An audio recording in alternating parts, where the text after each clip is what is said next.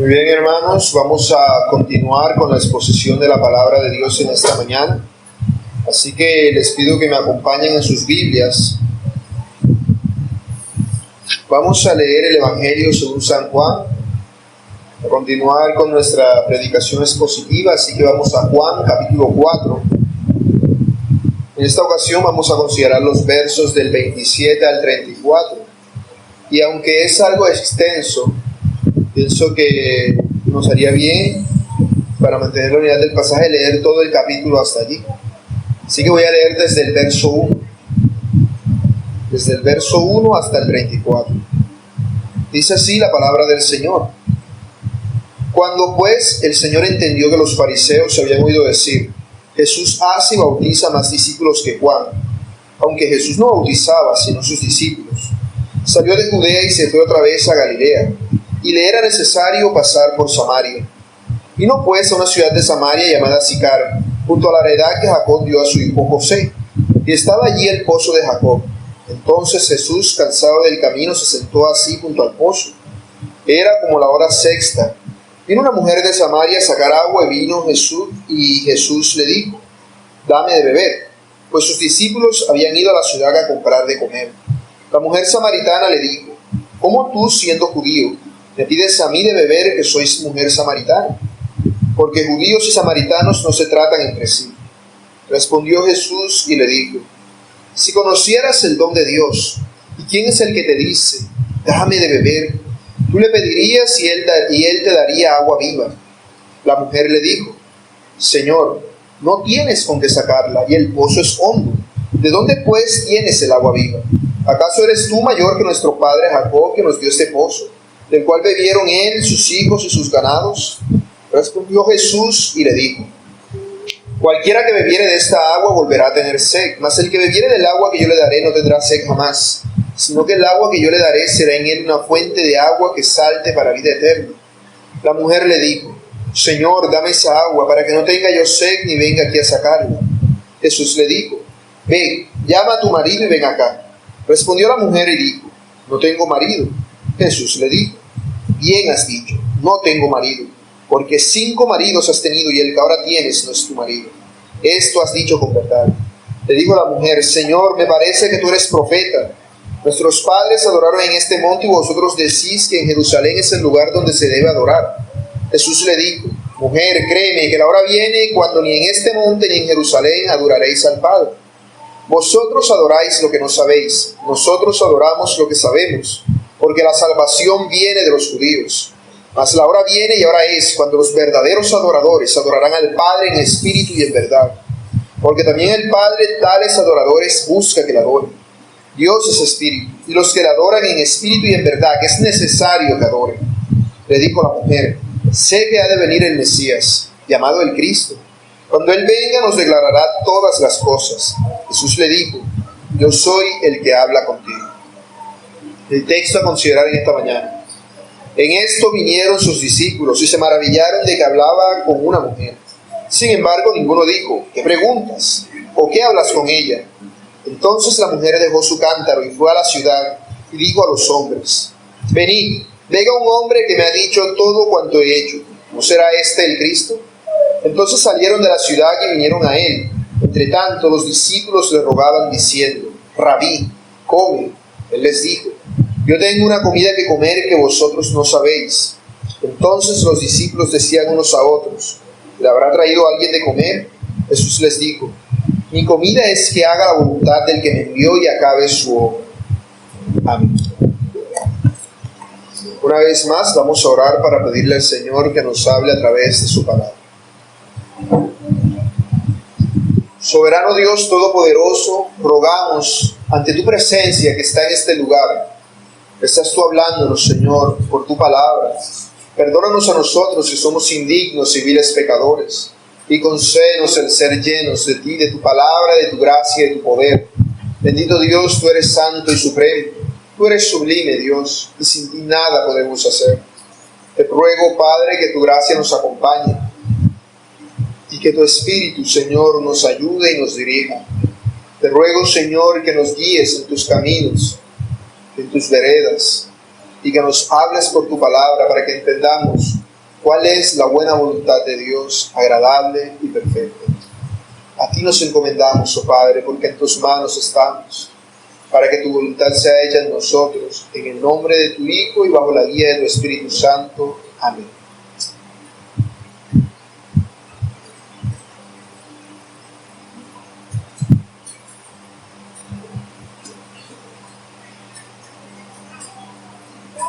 En cierta ocasión hubo un hombre que quiso ser navegante. Este se embarcó en una amplia empresa porque quería recorrer el mundo en barco. Consiguió el barco y tenía una tripulación y estaba dispuesto a zarpar para iniciar su aventura y darle la vuelta al mundo en un barco. Pero resulta que este hombre no conocía la tierra. Por eso decidió ir hasta un cartógrafo muy famoso y aunque le costó muchísimo dinero, estuvo dispuesto a pagarle a este hombre todo lo que le estaban pidiendo para que le hiciera un mapa de todas las corrientes marítimas que habían en aquellas regiones y que habían sido descubiertas. El navegante, tomando aquel mapa, se embarcó con su tripulación en el barco y siguió cuidadosamente todas las indicaciones que el mapa les decía para poder visitar todos los lugares que habían sido dispuestos para ellos en aquel mapa. Pero resulta que no habiendo pasado mucho tiempo de que zarparon del puerto, se encontraron con niebla. Después de eso, hubo una gran tempestad en lo profundo, en lo alto del mar. Y si fuera poco, en varias ocasiones se perdieron, porque no siguieron al pie de la letra las indicaciones del mapa. No sabían dónde estaban, lo que les llevó a pasar hambre y necesidad, y los puso en situaciones muy difíciles. Pero ellos entendieron que el problema estaba en que habían dejado de seguir las indicaciones del mapa. Por eso decidieron ver al mapa y aferrarse a él, porque era la única forma en la cual podrían llegar a un puerto seguro. Algo que todo navegante debía hacer en aquel tiempo no solamente era disponer de un mapa de cartografía, sino además entender las señales de los cielos. Los navegantes en alta mar en aquellos tiempos en los que no existía la tecnología actual para guiarse, lo hacían mediante las estrellas y la posición del sol. Ellos debían entender todo este tipo de señales, debían darse cuenta de que por ellas les era anunciado el camino que debían seguir, la senda por la cual debían transitar. Pero eso no debía ser suficiente. Este hombre lo sabía, por eso decidió hacerse un mapa, sin importar lo caro que fuera. Y entendió que todos los problemas que estaba experimentando era por no seguir lo que el mapa le decía al pie de la letra, sino que iba por donde el mapa le indicaba, pero lo que le parecía difícil, por ahí no iba, y terminaba mucho peor. Eso es lo que ocurre con cada uno de nosotros cuando menospreciamos la palabra de Dios. La palabra de Dios es el mapa que Dios nos ha dado para que naveguemos en esta vida. Y cuando nosotros menospreciamos la palabra de Dios y no nos apegamos a ella al mínimo detalle, experimentamos situaciones difíciles de problemas, de fracaso y de dificultad, porque estamos menospreciando a Dios cuando menospreciamos su Santa Biblia. Su Biblia es un tesoro para nosotros, un tesoro de incalculable valor, con el cual nosotros podemos entender quién es Dios y quiénes somos nosotros y cuál es nuestro lugar en la narración. Si se dan cuenta, la Biblia es un libro compuesto de muchas narraciones y los personajes entran y salen de la narración, pero la narración continúa y la Biblia termina la narración, pero la historia de Dios no se ha detenido. La narración sigue y nosotros somos los personajes que hemos entrado en este tiempo en esa narración. Somos los personajes que hemos entrado en esta hora para esa narración. Y algún día no estaremos. Y la narración seguirá sin nosotros. Porque es el gran plan de Dios para toda la humanidad. Por eso es importante para nosotros que entendamos cuál es nuestro rol dentro de la narración. Que entendamos en qué lugar del mar amplio nos encontramos. Para que podamos ver cuál es la senda que el Señor nos ha trazado. Esto es algo que un creyente debe aprender, porque esto es algo que nuestro Señor Jesús sabía perfectamente. Cuando el Señor Jesús con sus discípulos, o más bien a través de sus discípulos, se encontraba bautizando en la región de Enón, muy cerca de donde estaba Juan el Bautista, en Judea, él le oyó decir que los fariseos se preocupaban por eso. Así que él partió de allí. ¿Por qué partió? ¿Porque le tenía miedo a los fariseos? De ninguna manera. Él partió de allí porque sabía que no era el tiempo aún de que él se encontrara con los fariseos. No era el tiempo de su crucifixión. Él sabía las señales de los tiempos. Él sabía cuál era la voluntad de Dios. Él es Dios. Él no necesita mapa. Él conoce todo. Por eso nos ha dejado el mapa, que es la Biblia. Él sabía que era lo que debía hacer y por eso, aunque todo el mundo cuando iba de Judea para Galilea, que era lo que el Señor estaba haciendo, obviaba a Samaria y se daba un vueltón, perdón la expresión, por los alrededores, decidió atravesar directamente por Samaria, porque era el tiempo de que él se encontrara con aquella mujer de Sicar. Para ese día y para esa hora estaba escrito en su libro que él debía encontrarse con ella. Era una isla en su trayecto para seguir el camino que el cielo le había trazado, para hacer la voluntad de Dios. Él lo sabía. Por eso cuando llegó allí, dejó que sus discípulos se fueran a Samaria. Él sabía que sus discípulos en Samaria no iban a evangelizar a nadie, porque eran samaritanos. Los judíos no se hablan con los samaritanos. Así que él sabía que ellos no iban a evangelizar a ninguna persona allá. Pero había personas que eran parte del pueblo de Dios en Samaria. Y para que todas esas personas llegasen a conocer al Señor, bastaba con una mujer. Y no solamente una mujer, sino la más insignificante de todas las mujeres de aquel pueblo. Una mujer de muy mala fama y de muy mala clase. Por eso esta mujer vino a la peor hora posible a sacar agua, en pleno mediodía, cuando el sol se encuentra en todo su apogeo. Y Jesús hace algo que esta mujer jamás imaginaría que un judío hiciera. Le dijo que le diera de beber. Eso implicaba que le iba a dar de su propio cántaro. Eso para los judíos era un sacrilegio. Es como tú beber de un vaso donde escupieron. Así era como esta mujer entendía que los judíos pensaban de ellos. Y Jesús le dijo que le diera de beber. Por eso ella se extraña. ¿Cómo tú, siendo judío, me pides a mí de beber, que soy mujer samaritana? Y Jesús le aclara que si ella entendiera con quién es él y quién es ella sería la que le estaría pidiendo a él que le diera de beber. Y él le daría agua viva, agua que salva. Y cuando esta mujer admite su necesidad de esa agua y le dice al Señor que le dé de esa agua, el Señor la confronta con su pecado. La pone a que vaya en busca de su marido, sabiendo la respuesta que ella dirá. Esta mujer dice una respuesta media, si el Señor toma la poquita verdad que había de la mentira que dijo, y dijo que era verdad, y luego la completó, para que la verdad fuese completa. Le dijo, 5 maridos has tenido y ninguno, y el que ahora tienes no es tu marido. Porque ninguno de ellos le había dado a esta mujer lo que ella deseaba, el anhelo y el deseo de su corazón. Por esto, al entender esto, la mujer se siente verdaderamente confrontada con su pecado. Por eso le dice al Señor, ¿a dónde debo adorar? Porque los judíos dicen que es en Jerusalén y a mí me enseñaron que es aquí en el monte Gerizim. Y el Señor Jesús le aclara que no es ni en Jerusalén ni en ese monte, porque es el tiempo. Esta es la hora, está escrito en el libro, de que ahora, en este tiempo y en esta hora, ya eso no será necesario. ¿Y por qué? La mujer entendía, porque yo entiendo que eso que tú me estás diciendo, yo lo voy a entender cuando venga el Mesías. Él me dará a entender todas esas cosas. Y el Señor Jesús le dice algo que a nadie le había dicho. En el Evangelio de Juan no hemos visto que Él le diga eso así textualmente a ninguna persona. Yo soy el que habla contigo. Yo soy el Mesías. Yo soy el Cristo.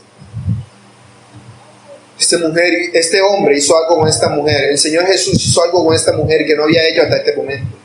Se reveló a sí mismo. Y lo hizo porque esta era la voluntad de Dios para ella. Para la mujer más insignificante de aquel pueblo insignificante, de aquella región insignificante.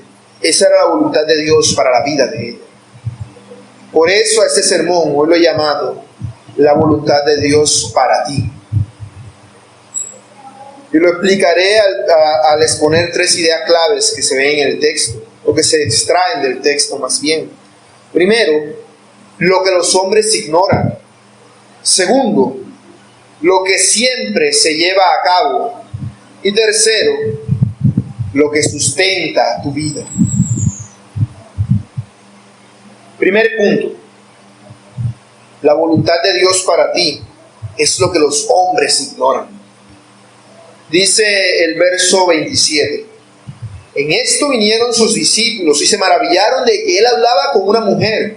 Sin embargo, ninguno dijo, ¿qué preguntas o qué hablas con ella? Lo primero que notamos en esos versos es que se nos dice, en esto, es decir, en ese preciso momento, llegaron sus discípulos allí.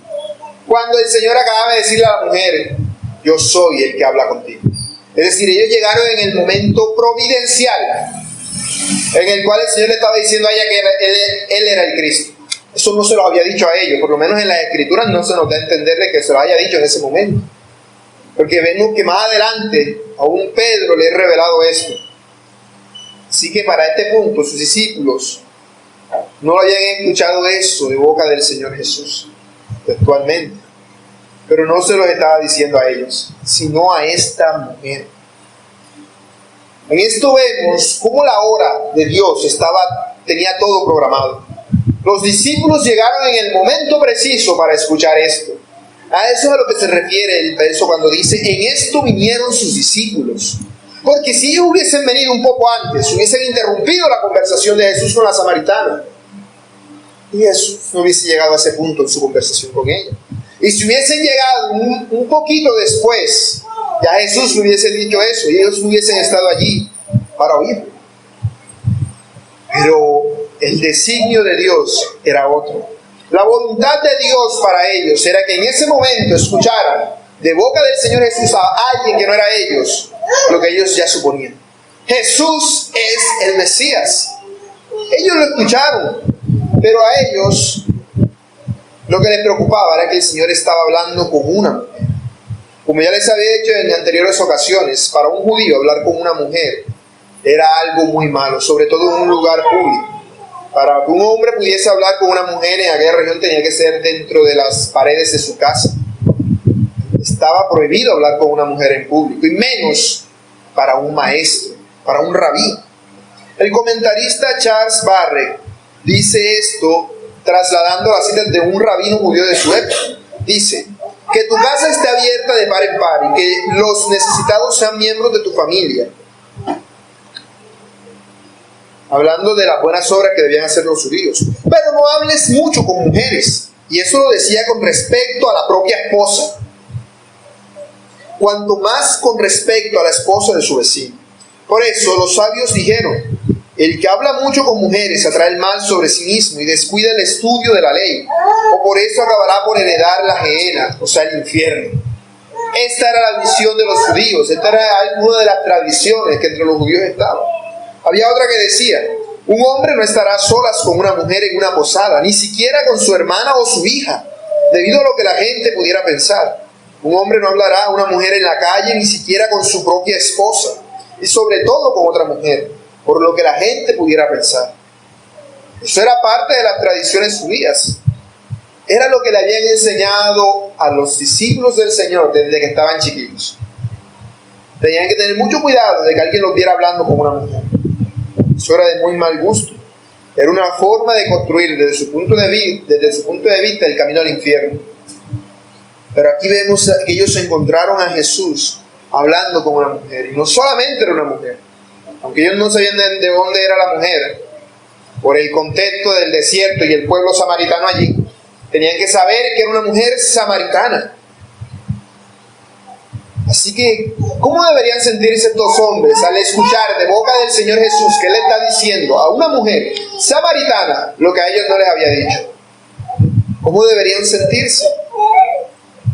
Ciertamente quedaron perplejos. Probablemente se quedaron sin palabras. No sabían qué decir. No sabían qué decir. Quizás estaban pensando en decirle, ¿qué preguntas, mujer? O quizás hubiesen preguntado al Señor, ¿y qué es lo que estás hablando con ella? Pero ninguno abrió la boca. Ellos sabían y habían visto ya que el Señor hacía cosas que para ellos no tenían explicación. Ya antes lo habían visto a Él hacer cosas que eran contrarias a sus tradiciones. Así que con su perplejidad y su respeto al Señor simplemente se quedaron callados. Así que la primera lección que podemos ver aquí es que para los discípulos, también para nosotros, es que el Evangelio no hace acepción de personas. Esto es algo que los hombres ignoran. Las personas piensan que el Evangelio es para las personas que son muy, muy, muy malas, o para las personas que son muy, muy, muy santas. Siempre tiende a ir a esos extremos. No, mira, ese es un drogadicto borracho, hey, predícale el Evangelio para ver si se vuelve buena gente. O este pasa encerrado todo el día en la iglesia rezando, hey, predícale el Evangelio para ver si se vuelve buena gente, para ver si llega al cielo. Pero la mayoría de las personas piensan, yo soy bueno, yo cuando me muera el Señor me va a recibir en el cielo. Ellos ignoran cuál es la buena voluntad de Dios para su vida, que reciban el Evangelio. Y por eso nosotros mismos como creyentes tenemos que tener cuidado de no excluir a las personas con el Evangelio.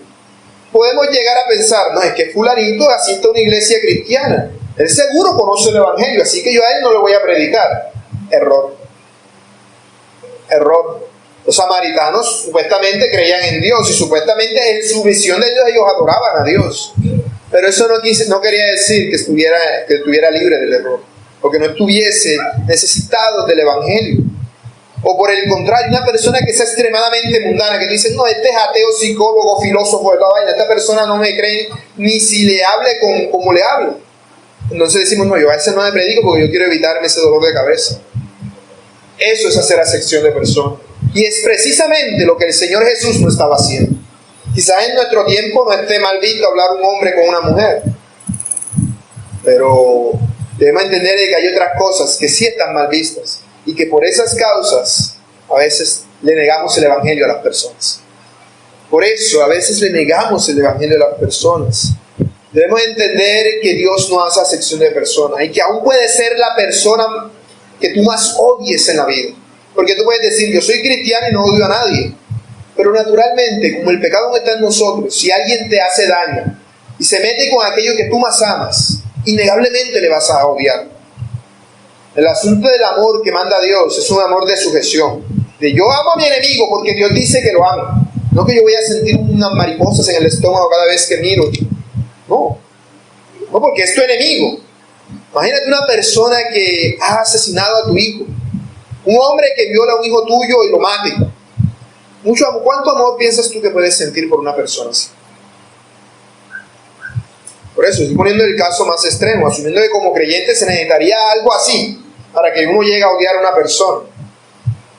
Pero aún, si ese fuera el caso, nosotros deberíamos estar dispuestos a predicarle el Evangelio. A la persona que más daño te haya hecho en la vida, aún así debemos predicarle el Evangelio, porque al hacerlo le estás mostrando el amor de Dios. Y eso es amarlo. Aunque en tu corazón todavía, inclusive si no le has llegado a perdonar. Porque el mandamiento es que perdones inclusive lo peor que te puedan hacer. El mandamiento es que perdones aún lo peor. Por eso nosotros debemos anhelar la salvación de todos los hombres. De todos. Ese fue el error del profeta Jonás. Y nosotros lo hemos leído en las Escrituras, y el que no por lo menos habrá visto o escuchado las canciones de los niños, de cómo el Señor mandó a Jonás a predicar a Nínive, y cómo él debía ir a Nínive a anunciar el Evangelio, y Jonás no quería ir porque no quería que esos malvados y perversos ninivitas se arrepintieran, porque ellos habían venido y habían violado a las mujeres israelitas, habían matado a los hijos de los israelitas, y habían matado a los israelitas. Eran el ejército enemigo, el país enemigo. O sea, no es que Jonás simplemente dijera, no, los ninivitas son blancos y por eso me caen mal. No era simplemente una cuestión racial y ya. No, era una cuestión de odio muy grande. Los asirios, que eran el pueblo ninivita, eran los enemigos de Israel y le habían hecho mucho daño a Israel. Por eso Jonás no quería ir a predicarles el Evangelio. Él tenía miedo de que se arrepintieran y Dios los perdonara. Por eso él huyó a Tarsis. Y en Tarsis casi Jonás muere. Pero nosotros conocemos la historia de cómo el gran pez tragó a Jonás y cómo lo escupió cuando Jonás se arrepintió de eso en su oración. Y fue a Nínive y predicó el Evangelio. Y todos se arrepintieron. Y pasó lo que Jonás tanto temía, aunque él no lo quería. Él ignoraba esto y eso fue lo que ocurrió, lo que terminó pasando. Los peores enemigos de Jonás se arrepintieron. Por eso dice en el texto que leíamos, Jonás 4:1, ahora, oh Jehová, ¿No es esto lo que yo decía estando aún en mi tierra?, dice Jonás. Por eso me apresuré a huir a Tarsis, porque sabía yo que tú eres Dios clemente y piadoso, tardo en enojarte y de grande misericordia, que te arrepientes del mal. Y luego el Señor le dice: ¿te parece que esté bien que tú te enojes tanto por esto? Porque yo le hago el bien a las personas. Esto era algo que Jonás no ignoraba, pero voluntariamente quería hacerlo. Voluntariamente quería ignorar la voluntad de Dios. Quería desobedecer a Dios con tal de no salvar a sus enemigos. Así que vemos cómo la voluntad de Dios, aunque Jonás la ignoraba, terminó llevándose a cabo. Llevándose a cabo. Los ninivitas en aquella generación se arrepintieron de su pecado. Por eso Dios no los destruyó hasta años después, cuando volvieron a sus pecados. Pero en ese tiempo, lo que Jonás tanto temía ocurrió. Sus enemigos se arrepintieron. Porque la voluntad de Dios es que todos los hombres sean salvos y vengan al arrepentimiento. Esa es la voluntad de Dios. Por eso el Señor predicó a una mujer samaritana. Por eso Él hizo todo de acuerdo a su voluntad. Y es que Dios tiene el control de todas las cosas. Dios estipula todo lo que ocurre, aunque los hombres lo ignoren. Si hoy llovió porque Dios así lo quiso. Y los hombres pueden decirle: no, es que había una precipitación y las nubes estaban cargadas y por eso cayó el agua, sí, pero las nubes a veces se cargan y se pasan y caen en otra parte. Pasa lo que Dios quiere. Los hombres ignoran esto. Las cosas buenas y las cosas malas también. Todo eso está bajo el control de Dios y sigue el cronograma divino. Dios tiene, imaginémonos, una lista de tareas, obviamente no es así. Y va chuleando, pasa esto, pasó esto, va chuleando. Y va designando todos los acontecimientos según el designio de su voluntad. Por esto mismo, el Señor Jesús, que conocía a la perfección el plan, que sabía cuál era la voluntad de Dios, actuaba según esa voluntad. Y por eso en este evangelio siempre vemos que se nos habla de la hora. Todavía no ha llegado mi hora, mujer. Era la hora tal. Y el Señor decía: todavía no es la hora. Por ejemplo, en el capítulo 7, en el capítulo 8, verso 20 de este evangelio, vemos que más adelante el Señor Jesús predicaría aún a sus hermanos para que se arrepintieran en su región natal. Y dice que ellos, los de su pueblo natal, quisieron echarle mano para matarle, pero ninguno lo hizo porque no había llegado su hora. En Juan 8:20. Así que vemos que lo que el mundo ignora es lo que Dios hace, su voluntad. El ser humano ignora por completo la voluntad de Dios, pero eso es lo que Dios hace. Dios hace. Ellos pueden decir: no, es que fue un Dios, el Dios palo, el Dios piedra, el Dios agua. Ellos pueden decir: no, es que fue casualidad. O ellos pueden decir: es que fue los de Apinia que cortaron la luz hoy preciso. No, hermanos, todo eso ocurre según la voluntad de Dios. Tanto lo que a ti te gusta como lo que no. Inclusive si yo me enfermo o me llego a morir en este momento, más adelante, en estos días, o muchísimos años después, es por la voluntad de Dios. Lo mismo pasa contigo. Todo esto ocurre siempre según la voluntad de Dios. Esto es lo que los hombres ignoran. Esto es lo que los discípulos ignoraban cuando vieron a Jesús hablando con aquella mujer de Samaria. Pero esto es lo que nosotros hemos sido llamados a descubrir: la voluntad de Dios. Segundo punto, la voluntad de Dios para ti es lo que siempre termina ocurriendo, o lo que siempre se lleva a cabo.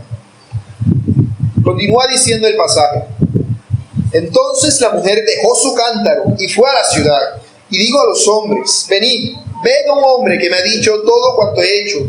¿No será este el Cristo? Entonces salieron de la ciudad y vinieron a él. Lo primero que llama la atención de este pasaje es el asunto del cántaro, porque dice que la mujer dejó su cántaro, su recipiente con el cual fue a sacar agua. ¿Qué quiere decir esto? ¿Por qué está escrito eso allí? O para que nos compliquemos la existencia pensando por qué la mujer dejó el cántaro botado. O para que inventemos la historia que falta y dice, no, quedó tan asombrada por lo que Jesús le había dicho de que era el Cristo que soltó el cántaro y salió corriendo. O quizás simplemente ella ya había llenado el cántaro, porque no se nos dice si ella había llenado el cántaro o no, cuando el Señor le dijo que le diera de beber. Quizás ella tenía el cántaro lleno y simplemente lo dejó para que el Señor viniese y bebiera agua. Era lo que le había pedido. No se nos dice nada de eso. Pero algo que sí podemos darnos cuenta con eso, del cántaro, de por qué se nos menciona aquí, es que el que escribió eso fue un testigo ocular de aquel acontecimiento. Cuando uno menciona detalles así, es porque uno estuvo involucrado en lo que pasó. No voy a mencionarte detalles de un cuento que escuché que ella le dijo a ella. Pero si yo estuve presente cuando aquel acontecimiento ocurrió, yo puedo decirte no, y tenía la blusa amarilla, y ella estaba de gris, porque yo fui testigo de este acontecimiento. Aquí vemos a un testigo de esto, uno de los discípulos, el apóstol Juan, diciendo, y la mujer dejó su cántaro. Dejó su cántaro y se fue. Eso nos habla del realismo de lo que se nos está narrando y de cómo la voluntad de Dios en aquella mujer estaba empezando a ocurrir. Porque algo que quizás para nosotros pueda pasar desapercibido es que pareciera que no pasó mucho tiempo. O sea, la mujer llegó. ¿Cuánto demoraron hablando? O sea, lo leímos todo al inicio. Y aunque si bien fue largo, no da como para una conversación así que tú digas, wow, demoraron media hora hablando. No, eso fue algo de unos pocos minutos. Pero en ese tiempo, la mujer cambió por completo. Algo en ella cambió. Ella llegó a entender quién era él y quién era ella. Ella entendió que era una pecadora y que no se había satisfecho con los 5 maridos que había tenido. Y entendió de que el que le hablaba, era el Mesías. Por eso ella fue al pueblo y le dijo a los hombres, venid, venga un hombre que me ha dicho todo cuanto he hecho. ¿Y qué fue lo que Jesús le dijo? Le dijo todo cuanto había hecho, porque lo único que el Señor le dijo de su vida personal fue que había tenido 5 maridos y el que ahora tenía no era el suyo. Pero para ella eso fue como si le hubiese dicho, desde el día en que naciste hasta ahora mismo todo lo que has hecho en la vida. Para ella fue así. Ella entendió de que Él estaba mirando su corazón.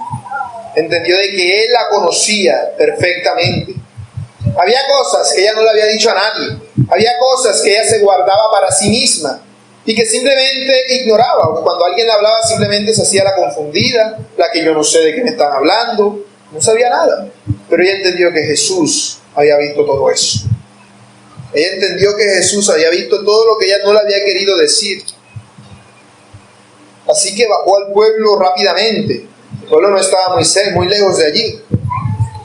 Y la mujer fue a dar testimonio de Jesús. ¿Por qué dar testimonio de Jesús? Porque ella había creído las palabras de Jesús. Si el Señor le hubiese dicho, apenas la vio, he aquí yo soy el Mesías, el que habla contigo, la mujer le hubiese dicho, sí, ¿cómo no? Judío. Pero no fue así.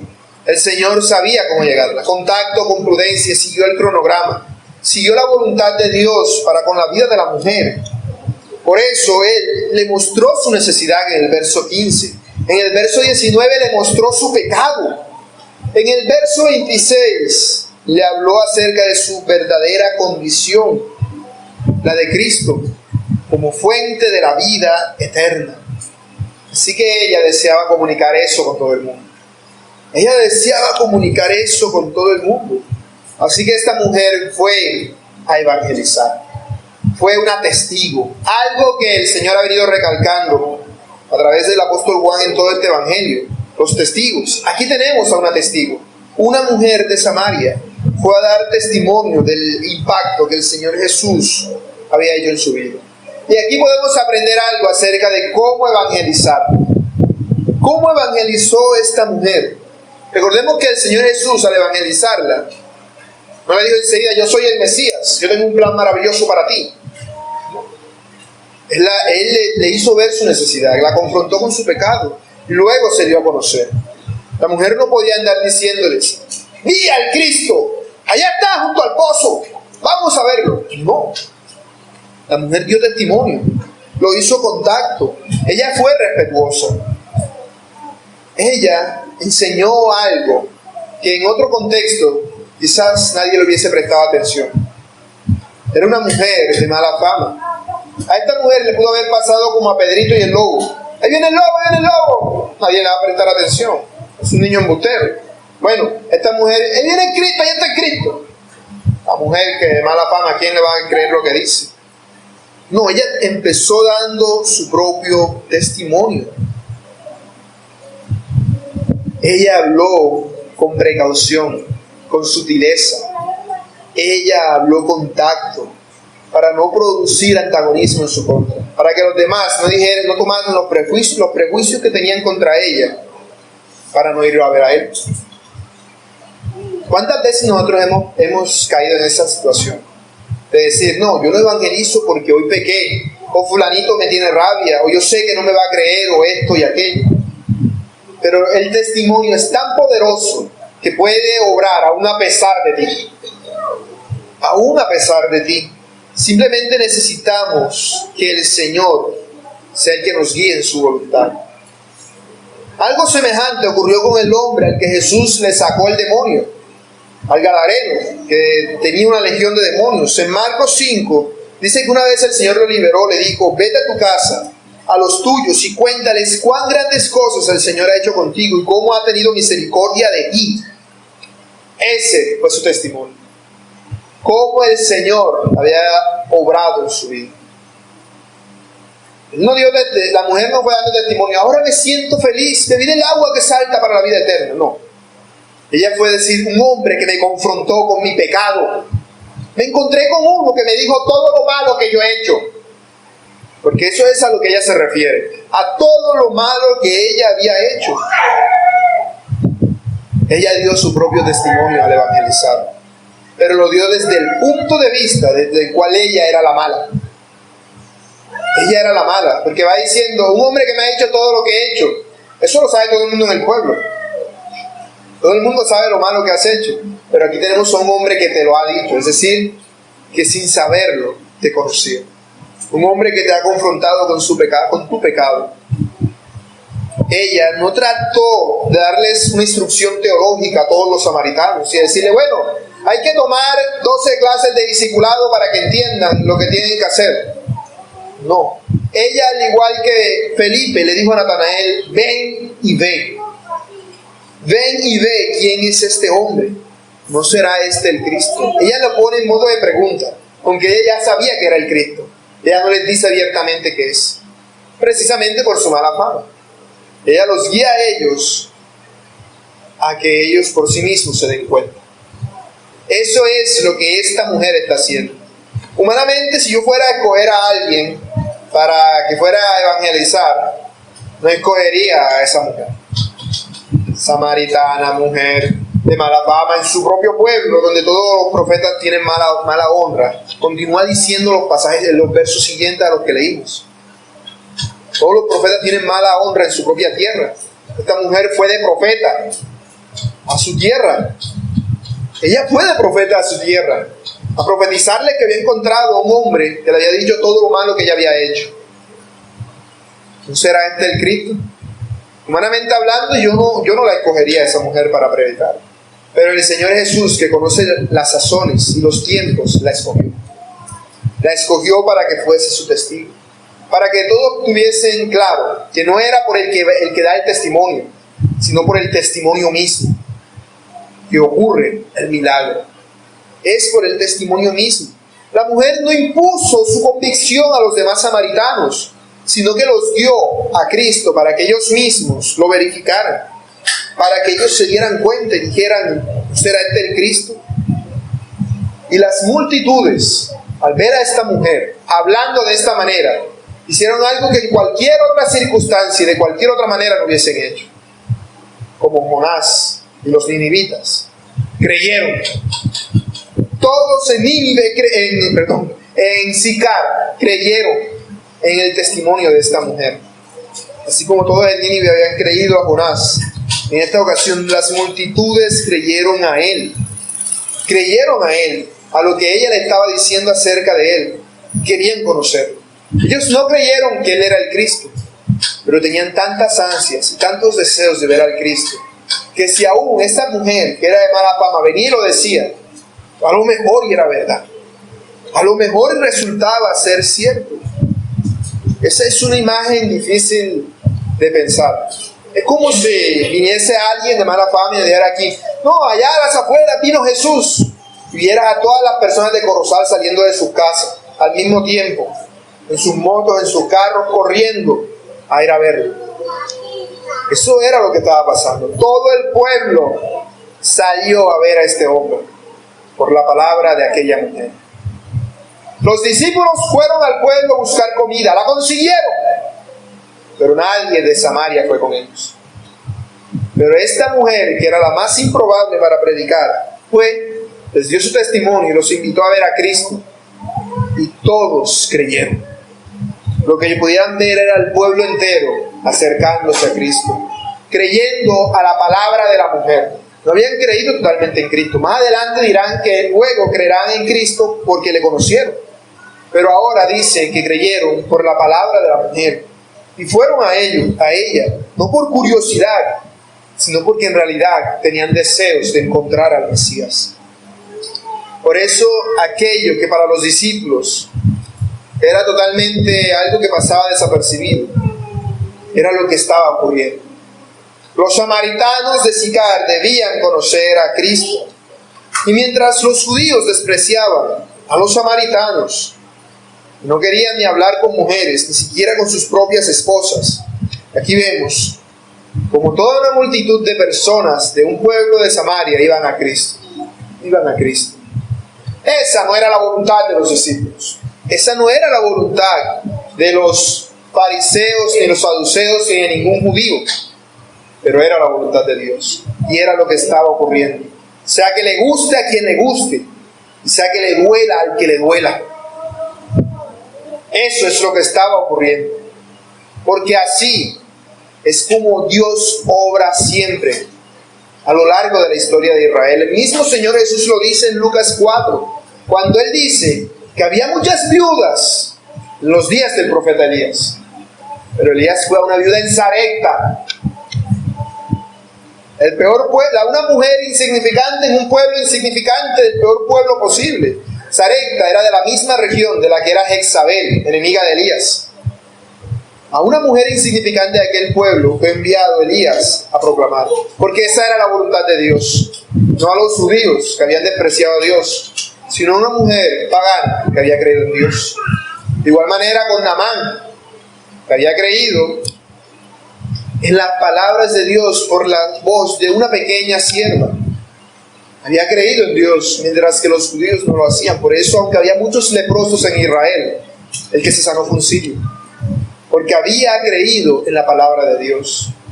Y esa es la voluntad del Señor, la que ocurre siempre, que los que crean sean salvos, que se arrepientan de sus pecados y que crean en el Evangelio. Esa es la voluntad de Dios y es la que termina llevándose a cabo siempre. Tercer punto, o tercera idea clave: la voluntad de Dios para ti es lo que sustenta tu vida. Continúa diciendo el pasaje: entre tanto los discípulos le rogaban diciendo, Rabí, come. Él les dijo, yo tengo una comida que comer que vosotros no sabéis. Entonces los discípulos decían unos a otros, ¿le habrá traído alguien de comer? Jesús les dijo, mi comida es que haga la voluntad del que me envió y acabe su obra. Vemos que el verso empieza hablándonos de un entretanto. Es decir, al mismo tiempo que están ocurriendo los sucesos de la mujer, dándole testimonio en Samaria, está ocurriendo esto de acá. Son sucesos paralelos, están pasando al mismo tiempo. Los discípulos llegaron y le rogaban al Señor Jesús que comiera. Ellos le habían traído alimento al Señor, y aquí los vemos rogándole al Señor diciendo, Rabí, come. El Señor debía tener hambre, si no, no estuviesen diciendo come, porque Él era un ser humano. Y ellos entendían eso, por lo menos así lo percibían en ese momento. Era alguien que necesitaba comer. Ellos se habían encontrado a aquella mujer en el pozo, pero no dijeron nada acerca de ese acontecimiento, ni de ese suceso. Ellos no tenían tiempo para entretenerse con eso. Ellos estaban diciéndole al Señor que comiese. Ahora, quizás ellos tenían razones egoístas, quizás eran razones altruistas. Quizás estaban diciendo al Señor, come, porque hace mucho sol y te quedaste aquí y tienes que comer. Ya es la hora. Pero notemos que los que salieron caminando fueron ellos. Él se quedó allí sentado descansando, aunque había venido caminando con ellos. Así que, ¿quién era más probable que tuviese hambre? ¿Los discípulos o el Señor Jesús? Los discípulos. Porque el Señor Jesús había quedado descansando junto al pozo, mientras que ellos habían ido a buscar alimento. Quizás sus razones no eran tan altruistas, quizás simplemente querían que Él comiera para ellos poder empezar a comer. No, tenemos hambre, Señor, así que come, porque mira, ya son las 12, todo el mundo tiene ya la comida y falta, no, ven, come tú, para que des gracias por los alimentos. Es la hora de la comida. Es probable que esa sea su condición natural, precisamente por lo que el Señor les dice y lo que les va a continuar diciendo más adelante. Y es que ellos no entendían lo que el Señor estaba haciendo. Para ellos era más importante el comer que el evangelizar. Para ellos era más importante el alimento físico que el espiritual. Por eso vemos que el Señor Jesús les dice, es que esa no es mi prioridad.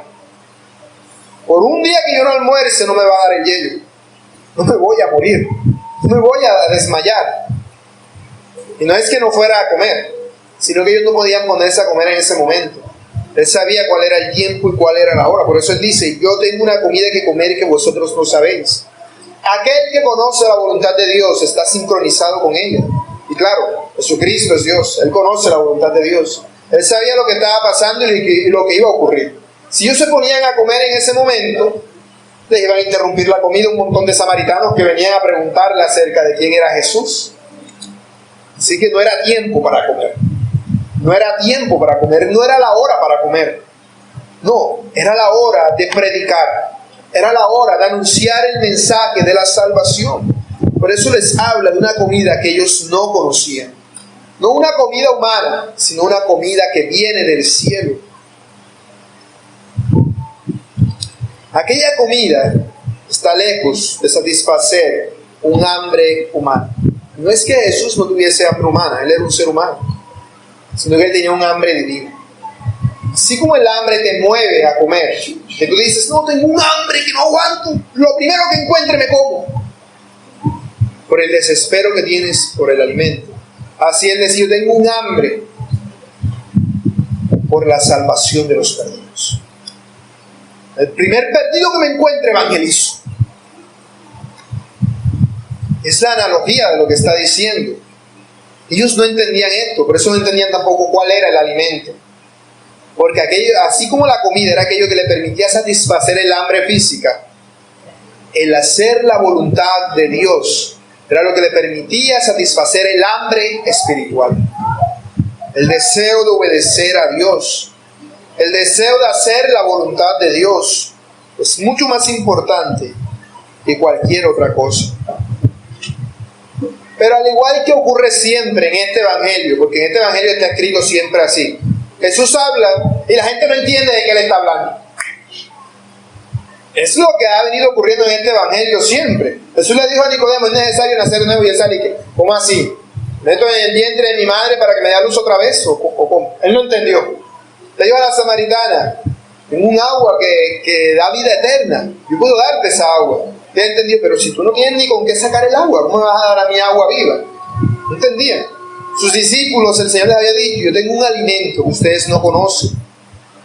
¿Y ellos qué entendieron? Alguno como que le trajo de comer. ¿Será que alguno le trajo de comer? Ellos decían, ¿le habrá traído a alguien de comer?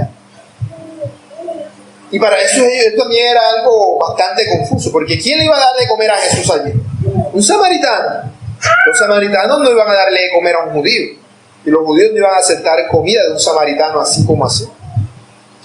Quizás por eso era que los mismos discípulos no querían que el Señor comiera, porque si el Señor comiera alimentos samaritanos, también podían comerlo. Ellos, en cualquier caso, estaban pensando humanamente, en cuestiones humanas, y no entendían cuál era la voluntad de Dios que se les estaba dando a conocer en ese momento. Ellos no sabían lo que estaba ocurriendo. Ellos no entendían que si el Señor quisiera comer, Él podría hacer comida. Dios, obviamente en su condición de humillación no lo iba a hacer, pero eso no era un problema para Cristo. ¿Qué problema iba a ser? Había durado 40 días y 40 noches en el desierto. Por un día que no almorzaron no le iba a pasar algo. Él tenía algo mucho más importante que hacer.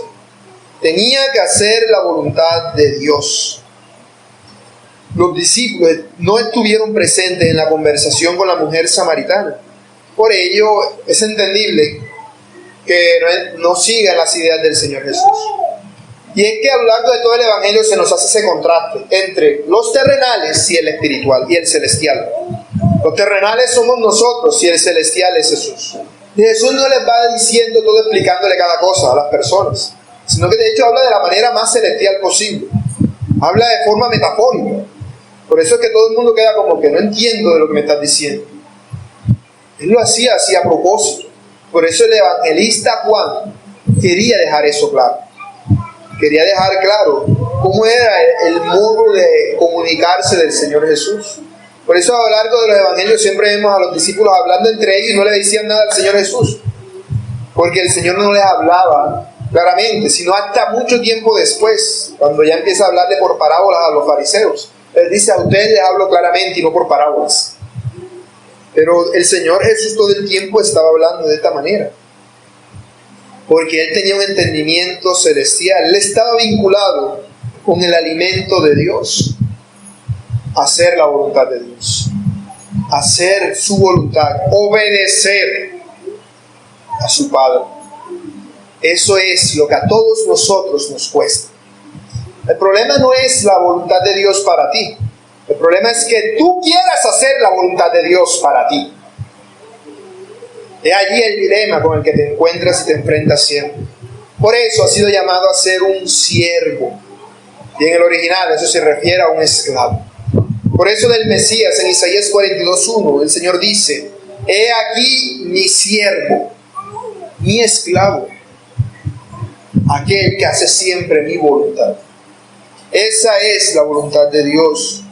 Como ya les dije, la voluntad de Dios, como dice en 1 Timoteo 2:4, es que todos los hombres sean salvos y vengan al conocimiento de la verdad. Eso exige, sí o sí, la predicación del Evangelio. Eso es lo que aquella mujer estaba haciendo. Eso es lo que se estaba llevando a cabo, lo que los hombres estaban ignorando. ¿Cuál es la voluntad de Dios? Eso es lo que Jesús vino a hacer, y para Él eso era prioridad sobre toda otra cosa. Jesús no iba a decir: ay, es que tengo un sueño, ahora no. Ay, es que tengo hambre. Y no es que Él no tuviera sueño, no tuviera hambre. Cuando nosotros leemos que Jesús fue a orar con sus discípulos a Getsemaní, ¿qué piensan? Que Jesús no tenía sueño, porque no estaba cansado. Pero es que para Él era más importante orar, porque Él conoce los tiempos. No es que el Señor no tuviese hambre o que no estuviese cansado en ese momento. Es que para Él era más importante predicar el Evangelio. Es allí la prioridad del Señor. Y esa debe ser nuestra prioridad. Siempre. La voluntad de Dios. Hacer la voluntad de Dios. Traer a un pecador al arrepentimiento le daba más gozo al Señor Jesús que el más delicioso de los alimentos. Por eso dice que hay una fiesta en el cielo cuando un pecador se arrepiente. Uno solo. No un pueblo, una familia, no. Con un solo pecador hay más gozo en el cielo. Para Él, el que lo envió, su Padre, era lo más importante, porque Él amaba al Padre, y como Él amaba al Padre, Él obedecía al Padre. Es lo que dice el Señor más adelante en este Evangelio, en el capítulo 15, verso 14, cuando nos dice a nosotros, sus discípulos: si me amáis, guardad mis mandamientos. Es decir, obedézcanme. Eso es el amor, obedecer a Dios. Eso era lo que Él hacía con su Padre. Por eso su meta era acabar su obra. Por eso vemos que él constantemente está hablando de la hora, porque no había llegado la hora. Y cuando llega la hora dice, he aquí ha llegado la hora, el día en el cual seré glorificado. Y cuando él está en la cruz y hace todo lo que había hacer y dice todo lo que había decir, lo último que dice es, consumado es. Es decir, todo lo que mi Padre me mandó a hacer, lo hice. Completo es. Terminé la carrera. Hice todo lo que se decía de mí al pie de la letra. No, que ya está escrito lo que tenía que hacer el Mesías. Sí. Y eso que está escrito es lo que voy a hacer. No se trata de lo que yo quiero, sino de lo que Él quiere. Y por eso, eso que Él quiere es mi sustento y mi alimento. Eso es lo que tú debes entender, hermano. Si tú conoces lo que los hombres ignoran y ves la voluntad de Dios llevándose a cabo en todas partes, eso debe ser un consuelo para ti, no una aflicción. Debe ser un consuelo el conocer aquello que Dios ha reservado para tu vida. Es un consuelo, es un aliento. No es un motivo para quejarse ni para renegar. No, es un consuelo, es un gozo, es una alegría. Aplicaciones. ¿Qué es la voluntad de Dios? Porque no es el tema principal del pasaje, sino el tema al cual he apuntado el pasaje. La voluntad de Dios se refiere a la determinación y la ordenación del decreto de Dios en todas las cosas. Ahora, ¿cuál es su voluntad para ti? Y esto es algo que todo el mundo quiere saber siempre. ¿O por qué creen que la gente lee el horóscopo? ¿O por qué creen que miran el café para ver qué fue lo que salió? Porque todo el mundo quiere saber la voluntad de Dios. El problema no es querer saber la voluntad de Dios, el problema es que no les gusta la voluntad de Dios. ¿Cuál es la voluntad de Dios para ti? Dice 1 Tesalonicenses 4:3, que la voluntad de Dios es vuestra santificación. Que seas santo como Él es santo. Eso es a lo que se refiere Levíticos 19:2, cuando dice, santos seréis porque santo soy yo Jehová, vuestro Dios. Es decir, si el Señor es tu Dios, la voluntad de Él para contigo, ¿cuál es? Que tú seas santo, es decir, que seas apartado, que no seas como las demás personas. ¿Y qué diferencia al creyente de las demás personas? Las demás personas quieren hacer siempre su voluntad. Es así de simple, eso es lo que nos diferencia. Por eso dice, el Espíritu va donde sopla como quiere y hace como Él quiere. Ahí sabe de dónde viene y a dónde va. Pero nosotros queremos coger y hacer lo que a nosotros nos parece. Ese es el asunto. El problema fue que Dios le dijo al hombre, de todos los árboles podrás comer, podrás hacer tu voluntad menos de uno. Y de ese uno comer. ¿Por qué? Porque así no hacía la voluntad de Dios, sino la de Él. Ser santo implica hacer la voluntad de Dios, sino la tuya. Y esto es necesario para el creyente. Por eso dice que sin santidad nadie verá al Señor. Hebreos 12:14. Pero ¿cómo puedes saber tú? Porque cuando la gente piensa en la voluntad de Dios, lo que quiere saber es lo que les decía, su futuro. ¿Qué carrera debo estudiar? ¿Con quién me debo casar? ¿Cuántos hijos debo tener? Pero no entendemos que no se trata de eso. La voluntad de Dios para el creyente no se trata de eso, sino de aceptar aquello que Dios nos ha dado. No se trata de lo que vendrá al futuro, porque el futuro está en las manos de Dios, sino de la hora, de lo que tú estás haciendo en este momento. Tu santificación es cuando tú dices, no, tengo ganas de hacer esto, pero no lo voy a hacer, porque Dios me dice que debo hacer esto otro. En el presente, ahí está la voluntad de Dios para ti. Cuando pasa lo que tú no quieres, o cuando ocurre lo que tú no quieres, ¿qué haces? ¿Te quejas? Esto fue lo mismo que hicieron los israelitas en el desierto. Dice Números 11:4-6. Y la gente extranjera que se entremezcló con ellos tuvo un vivo deseo. Los hijos de Israel también volvieron a llorar y dijeron, ¿quién nos diera a comer carne? Nos acordamos del pescado que comíamos en Egipto de balde, de los pepinos, los melones, los puerros, las cebollas y los ajos. y ahora nuestra alma se seca, pues nada sino este maná de nuestros ojos. Ingratitud. Del cielo llovía pan, y ellos decían, otra vez maná. Desayunamos maná, almorzamos maná, cenamos maná, estamos aburridos del maná. Ojalá tuviéramos así sea ajos y cebollas, como teníamos en Egipto. ¿Cuántas veces has hecho eso? ¿Cuántas veces te has quejado por aquello, especialmente, de lo que no tienes control? ¿Cuántas veces has dicho, pero tenía que llover hoy, pero tenía que irse la luz, pero tenía que ir el agua, o más aún, tenía que encontrarme preciso hoy con fulanito, hoy que me pasó todo esto, no aguanto ni ver ni en pintura y me lo vengo a encontrar? Todas las cosas pasan por la voluntad de Dios. Todo. No existen las casualidades. No existen. Por eso nosotros pecamos cada vez que nos quejamos. Cada vez que tú abres tu boca para quejarte, estás pecando. Sea por algo muy terrible, como la muerte de un ser querido, o sea por algo muy sencillo, se te derramó algo. ¡Ay! Se me cayó la leche. ¿Y ahora cómo la recojo? ¿Sabes, Dios? No vas a ganar nada llorando. ¿Cuál sería la actitud correcta? Dar gracias. Señor, gracias porque se me derramó la leche. Por eso nosotros hablamos desde maldición de bendición. Bendito es, bendito aquello.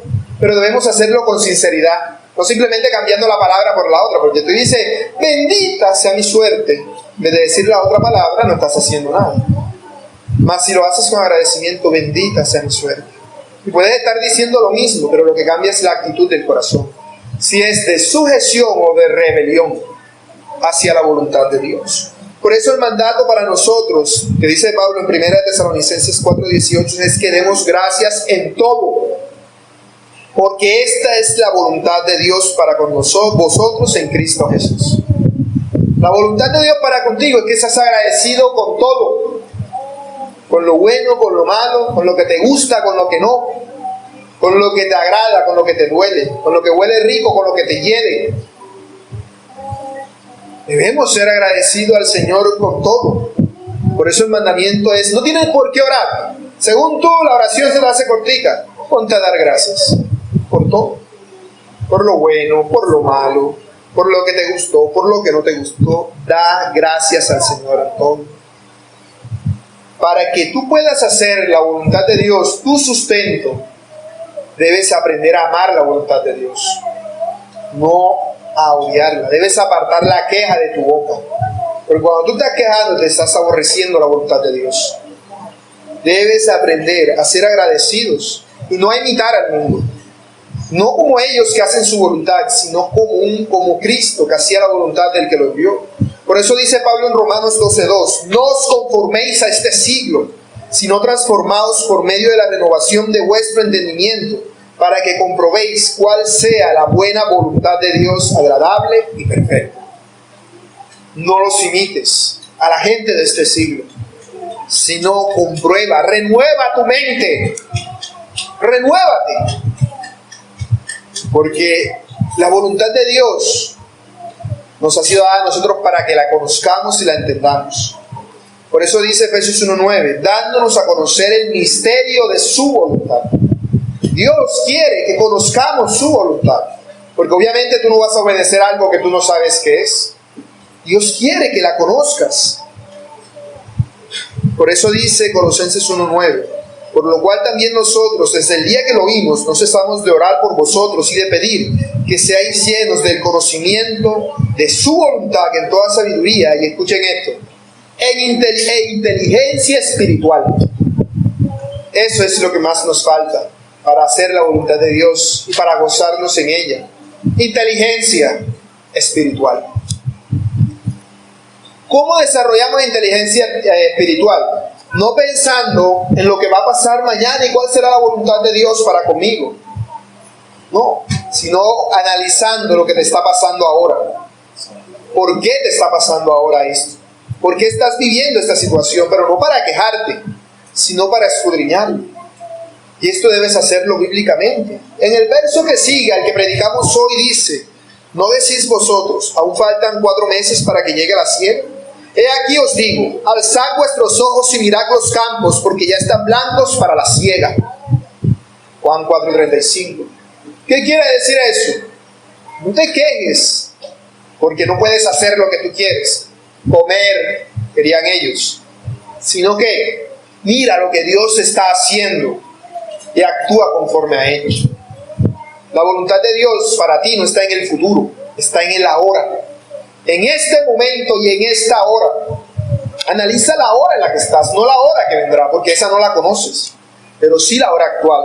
Pero debes tener mucho cuidado con esto, mi hermano, porque cuando te digo que analices la hora y los tiempos, no me refiero a que te dejes guiar por tu corazón, porque eso es lo que la mayoría de las personas entienden. No venga y sea como que te pase como aquella mujer de una congregación carismática. Un día se encontró con un hombre mundano que medio conoció un día y le dijo al pastor, pastor, mire, yo tengo ya casi 50 años y no me he casado, ¿cuándo me voy a casar? Y el pastor le dijo, el Señor me dice que ese hombre mundano que te encontraste hoy, ese es el con el que te tienes que casar. Y así se va a volver a Cristo. No, a ella de pronto le gustó el man y quiso preguntarle al pastor. Y el pastor, supuestamente pastor, le dijo la voluntad de Dios para su futuro. Pero así no es como debes analizar el tiempo. No, ni tampoco abriendo la Biblia y tirándole el dedo al versículo, obviamente no. ¿Cómo debes hacerlo? Primero, debes analizar las circunstancias, debes ver lo que está ocurriendo. Luego, debes orar para que Dios te dé sabiduría y dirección en lo que está pasando. Luego, debes leer en la Biblia y hallarte a ti mismo en esa circunstancia, en otra persona en la Biblia. Luego, debes analizar tu corazón y darte cuenta de por qué quieres hacer esto o por qué no lo quieres hacer.